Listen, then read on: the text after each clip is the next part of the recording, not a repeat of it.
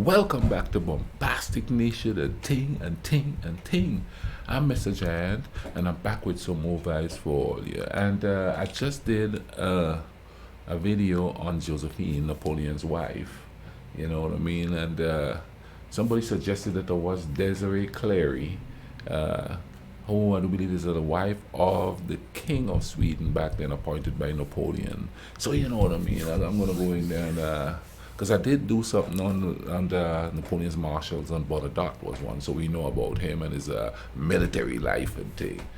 Maybe I should do one about his political life because obviously he became a king, so he's political. He's got a political life going on. And this one is called Desiree Clary, the Reluctant Queen.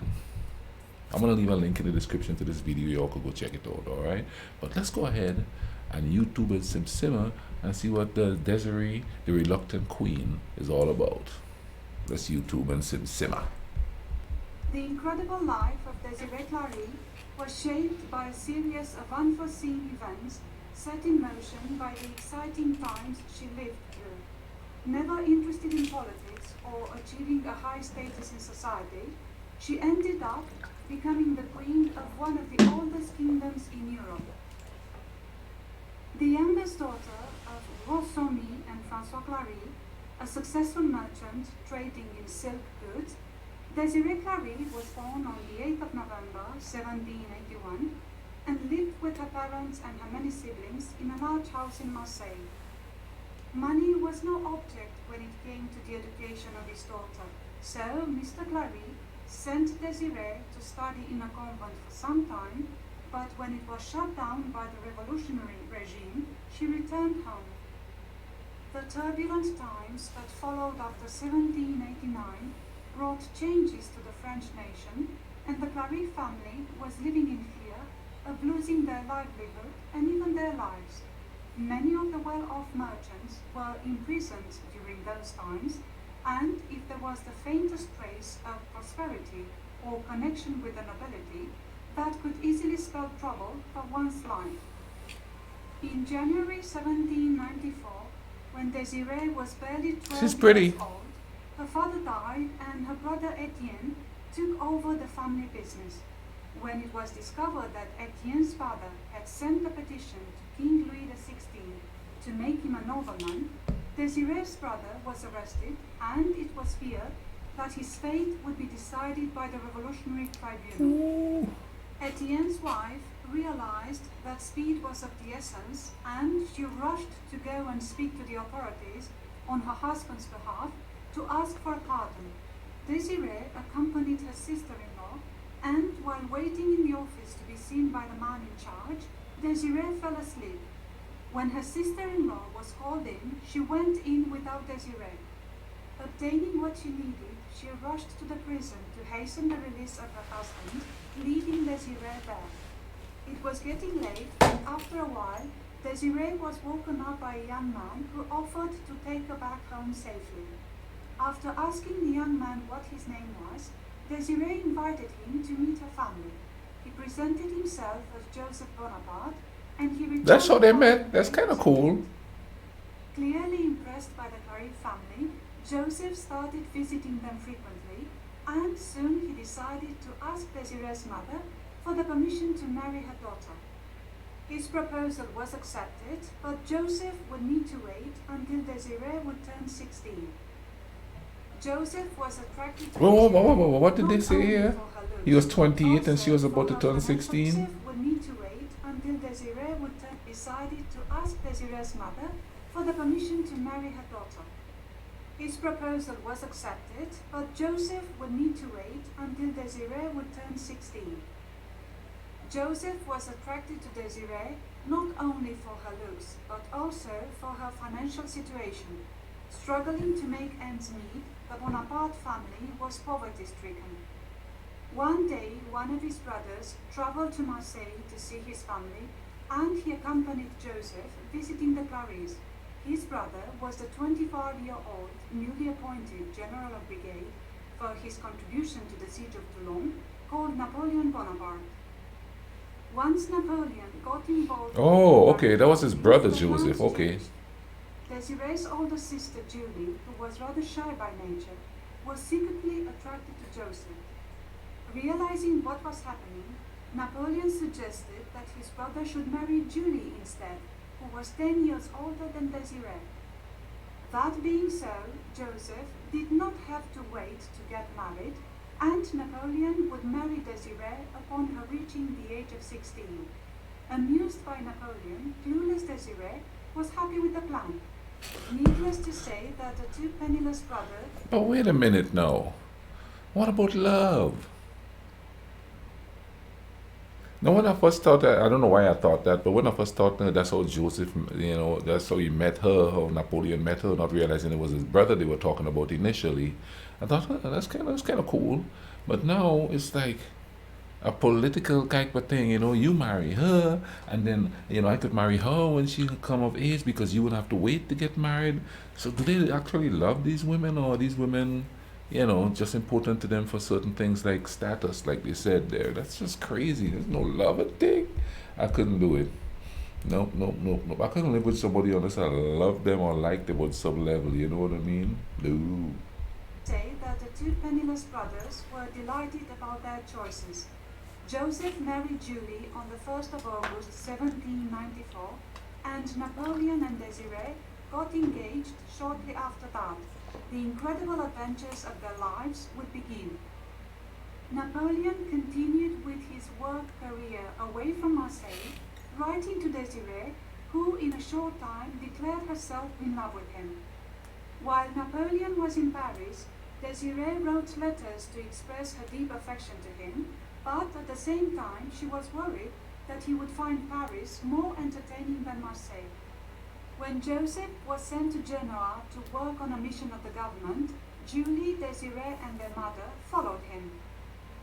Meanwhile in Paris, Napoleon was describing the atmosphere of the city in a letter to his brother saying, "Here in Paris, luxury, enjoyment and the arts are resuming their sway in surprising fashion. Smart carriages and fashionably dressed people. Smart carriage? Oh, the looks he's talking they have about. the air of waking up after a long dream, forgetting that they ever ceased to display." It's amazing how words change over the years, because when they said smart carriage, I'm thinking of a smart car or something. It's like, wait, those carriages had some kind of a, special type of engineering in them and stuff, and then I thought, well, yeah, back then smart means looking good. You know what I mean? And I guess smart has got its own definition, but you know what I'm saying. Come on now, you know I'm not saying thing. But that's what I thought he said, smart carriage. I'm thinking the same thing as smart car. And that just shows how much the world has changed, huh? Now let's get back to this here. Are seen about again. They have the air of waking up after a long dream and forgetting that they ever ceased to display themselves. Women are everywhere, applauding the plays, reading in the bookshops. The lovely creatures even gain access to the professor's study. Paris is the only place in the world where they deserve to steer the ship of state. The men are mad about them. Think of nothing else, only live by them and for them. Give a woman 6 months in Paris, and she knows where her empire is and what is her due. Desiree was right. Napoleon was enjoying his time in Paris, and by the summer of 1795, he had met Josephine de Beauharnais, therefore breaking off the engagement with Desiree, who was heartbroken. When she And it's cold because there was no love. That's how easy you go, oh, Josephine. Oh, to hear Desiree. Desiree wrote to Napoleon to express how she felt about it, saying, "You have made me unhappy for the rest of my life, and still I am weak enough to pardon you for all. My misfortunes will teach me to understand men and to distrust my own heart." The fact was that Napoleon wanted a sophisticated woman, and Desiree. Let me ask you this. Did they really talk so eloquently, or was there some choice words in there? Like, you son of a, are you going to just dump me for her? There kind of had to be some kind of slang back then that they used as curse words and stuff. There's no way that she's like, I am so hurt, and being so genteel about it, you know what I mean? Because back then, dudes didn't just like give out the information that they have with women, or the situation nowadays. Now guys would be like, yeah, man, they talk about the women. I mean, I'm thinking maybe back then they did, but they did it in a small circle, because when I was growing up, ain't nobody talk about the women like that. Never did. These days though, man, the guys meet a woman and they just telling everything. It's like, so I understand here. Well, he's probably showing people her letters and stuff, and probably rolling his eyes and Gary, and I don't know, you know what I mean? I'm just speculating upon the scene here. And of course, humans don't change really, so, I'm looking at it from a modern perspective, but not so much from a technological perspective, but from a human perspective, which is we're going to react the same. We're not going to have a new feeling come up, you know what I mean? It's just the same old feelings, a repetition of time with the same old feelings, but in different people. Fact was that Napoleon wanted a sophisticated woman, and Desiree was in his eyes just a young provincial town girl. He had become less interested in her once he started earning money and when his position in the army changed. His family was taken aback by his decision of marrying Josephine, and they actually sided with Desiree, but Napoleon was in charge of his own destiny. My man trying to get Desiree ahead. remained in Genoa with her relatives, where she spent the winter of 1796, and soon she attracted the attention of General Dufault, an officer in the French army occupying the city, who started courting her. When she moved to Rome with her sister and Joseph, who had been appointed ambassador in Rome, Dufault followed her there to pursue his plan with the approval of Napoleon himself, who wrote to Joseph to facilitate the marriage between Desiree and General Dufault, recommending him as an excellent match for Desiree. Even Joseph and Julie tried to convince Desiree to accept the marriage proposal, but she was very firm. She did not like him. By December 1797, when her brother-in-law was recalled to Paris, Well, at least they had some kind of say in it. They weren't like forcing you have to marry him. He's a general. You have to marry him. So she made the decision not to. So at least they're not like forcing it on them. You know what I'm saying? Let's keep going. when her brother-in-law was recalled to Paris, Desiree joined Julie and Joseph, going to Paris for the first time. When Julie and her husband started hosting parties, balls, and social gatherings, Desiree became courted by many officers who were frequently visiting the house of Joseph Bonaparte. Being beautiful, rich, and connected to the Bonaparte family, Desiree was a very suitable match for her many admirers. By Nobody's then, talking she about had love. refused many suitors, but in 1798, when Desiree was 17, Jean-Baptiste Bernadotte, a general in the army of the French Republic, asked her to marry him, and she accepted it. Bernadotte was 35 years old, well-mannered, good-looking, and kind-hearted. She found him different, and she explained the reasoning behind her decision by saying, "I consented to marry him when I was told he was man enough to withstand Napoleon." Bernadotte was an ambitious, intelligent man who realized that marrying a woman closely connected to Napoleon would play to his advantage. The couple had a son in July 1799 when Desiree was 18. She was deep. Now, how does why should I ask that? Because I ain't rich, so I kind of know how it plays out.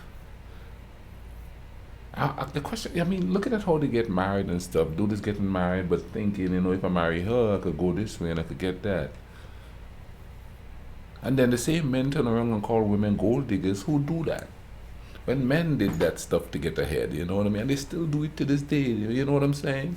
You think of some dude who has got aspirations to be the mayor, wouldn't like, if he met the mayor's, a former mayor's daughter, he would marry her just so that, he could be recognized. So then how do poor people do that? Because poor people get married too. I guess it's just what little somebody could offer, they go for that. And again,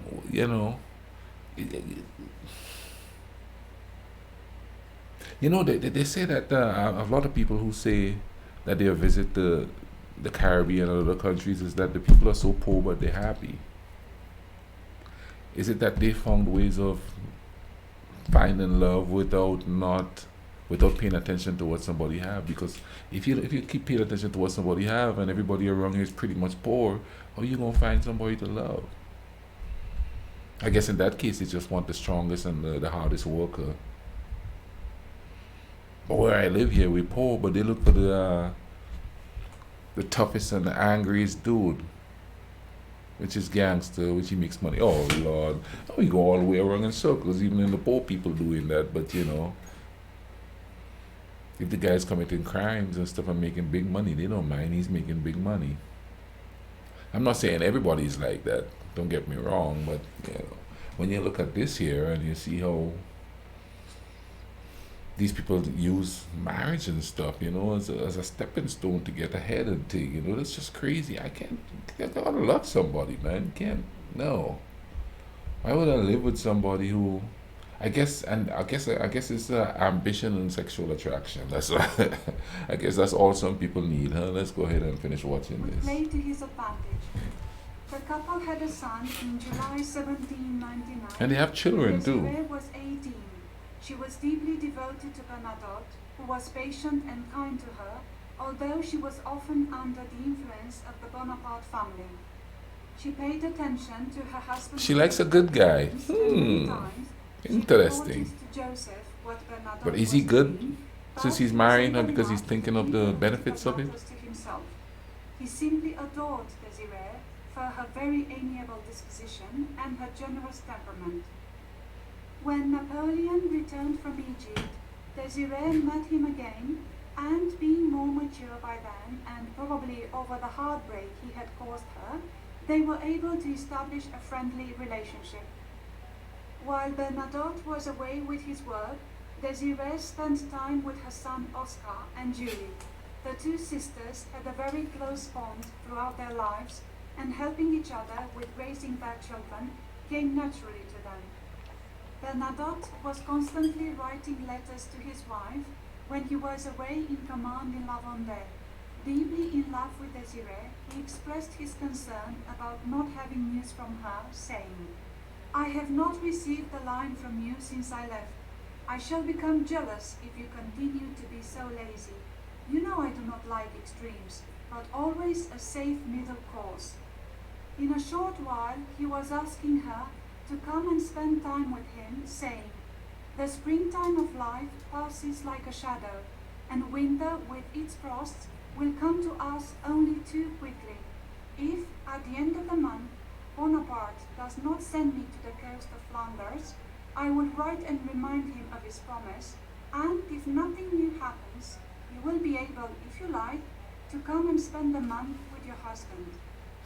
However, Desiree adored living in Paris, where she was happily spending her time by taking lessons in music and dancing.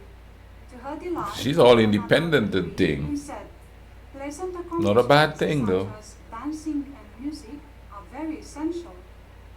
After the proclamation of the empire, Bernadotte became Marshal and Prince of Pontecorvo, but Desiree was not too enthusiastic about becoming a princess herself.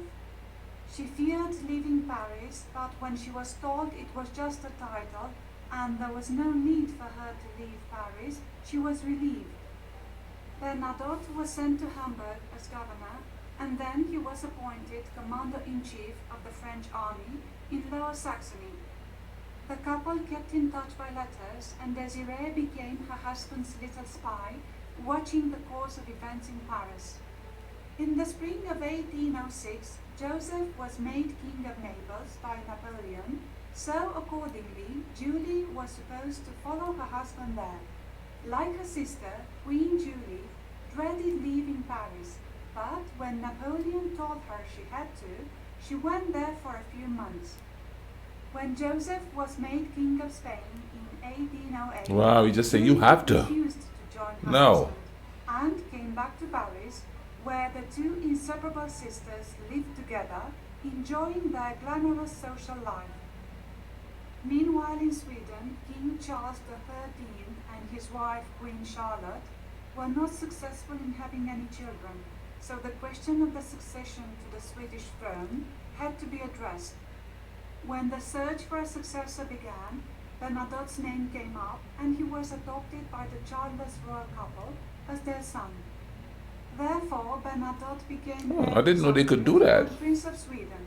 It was a godsend to Bernadotte, who realized he would be in charge of a great kingdom and away from Napoleon's constant suspicion of him. Desiree assumed it was just another title that her husband acquired, not giving too much thought about becoming a royal princess herself. But soon she was informed that she would eventually become queen. Queen? Cried Desiree. Would that mean she had to leave Paris? She was in utter despair. Becoming a royal princess was no consolation for having to leave Paris, her sister and friends. Bernadotte went to Sweden with Oscar in October 1810, and Desiree tried to delay her departure from France as much as possible, but soon it was essential for her to go to Sweden. Even the emperor remarked that it was rather improper for Desiree to live away from her husband and her son. She had to give in. She traveled to Sweden during the winter season and arrived there in January 1811. Although she was welcomed by the king and the queen with great pleasure, Desiree found Sweden a cold country with totally different manners and attitudes compared to France. Longing to return to Paris, she told Bernadotte that life at court was not to her taste. She craved for the pleasures of Parisian life, and the weather was unbearable. After all, she was a girl born and brought up in the sunny south of France. Bernadotte gave in to her pleas and let her return to Paris, thinking that she could send him information about the political situation in France. If one day Bernadotte could succeed Napoleon in France, she was connected to all the intrigue and plots of the Parisian My man is just charms. thinking of his She future lived in there. Paris under the name of Countess of Gotland, negotiating between her husband and French politicians. When Bernadotte opposed Napoleon regarding the continental blockade, the emperor was furious, but her husband was loyal to Sweden, and in 1813 Sweden decided to join the coalition against France. Desiree's life and position in Paris was becoming difficult, Napoleon declaring she should be living in Sweden, not in France, but she managed somehow to stay in France. Let me Meanwhile, turn down this Sweden, phone here. Prince Oscar turned 18, and when Charles XIII died in 1818, Bernadotte became King of Sweden and Norway as Charles IV John. Yet, Desiree was not interested in being a queen, continuing to live in Paris, still unable to make a decision about leaving France. Okay, let's go back a bit because it took me a while to turn that phone down. Telemarketers. And when Charles XIII died in 1818, Bernadotte became King of Sweden and Norway as Charles IV John. Yet, Desiree was not interested in being a queen, continuing to live in Paris, still unable to make a decision about leaving France. Bernadotte was begging her to go to Sweden, where the presence of the queen was needed. He made plans for his son to travel to meet his mother, in the hope that maybe she would agree to join them in Sweden. After 12 years, Prince Oscar traveled to see his mother, and the plan worked. Desiree would join her family in Sweden. After traveling to Brussels to see her sister, Desiree found out about her son's engagement to Princess Josephine of Leuchtenberg, the granddaughter of Josephine de Beauharnais. The 16-year-old Princess Josephine traveled from Munich to Sweden to be with her husband, Prince Oscar, and in June 1823, Desiree finally left Paris to reach Stockholm at the same time as her daughter-in-law. They both arrived in Stockholm, being welcomed by the Swedes, who celebrated the coming home of a bride for Prince Oscar and a queen for King Charles John. In a short time, unsurprisingly, Desiree wanted to go back to Paris, but the king needed his wife to stay with him more than ever, and he did not let her go. Although her husband did whatever he could for her to feel comfortable at court, Desiree felt isolated and lonely.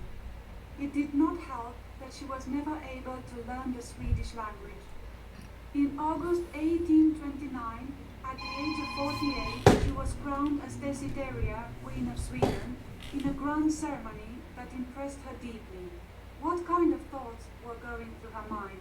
Surely she would have never thought that by marrying Napoleon's rival, Bernadotte, she would actually become one day queen.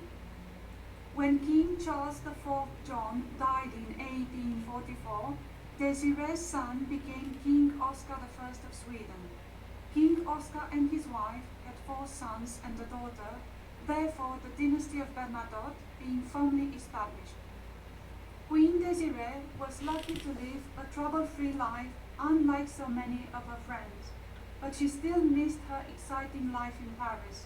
Once, she went as far as to embark on a ship to Paris, but she changed her plans at the last minute, realizing probably that her life had changed completely and her previous years spent in Paris were just a memory.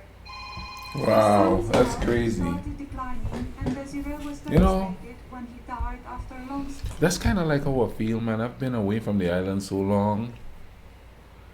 As far as I could tell my brother told me the people haven't changed that much, but the landscape have, you know. More buildings and stuff on there. The beaches got more buildings on them because when I was there, there's very little buildings on the beach and stuff like that. So, you know, as far as Desiree was concerned, she wanted to go back to Paris, but she know that life is not there anymore. And I feel that because I want to go home, but then how am I going to handle how different it is? You know what I'm saying? It's not like I'm afraid I'm not going to be accepted or anything. I mean, but the difference, man, you know, so I can understand how she felt there coming to that ending there. It's a different time. were just a memory. Her son's health started declining, and Desiree was devastated when he died after long suffering at the age of 60 in 1859. Queen Desiree of Sweden and Norway died the following year. One could say that fate was extremely generous to Desiree Clary, the daughter of a silk merchant from Marseille, who ended up becoming queen. In a way, her life had all the ingredients of a fairy tale.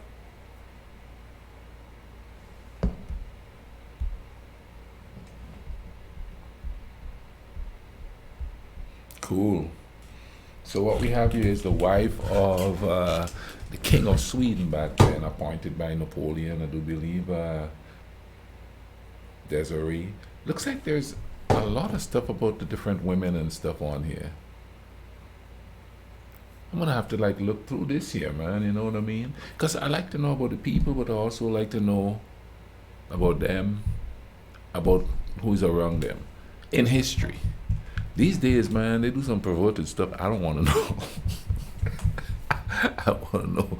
I want to know nothing. But just lead the country, do the right thing for us, and you do your thing on the side. Unless you're hurting people, do your thing. If you're hurting people, then we have a problem. You know what I mean? But anyway, thank you all for watching this with me. I hope you guys enjoyed it. Take care of each other. All right. Cool runnings.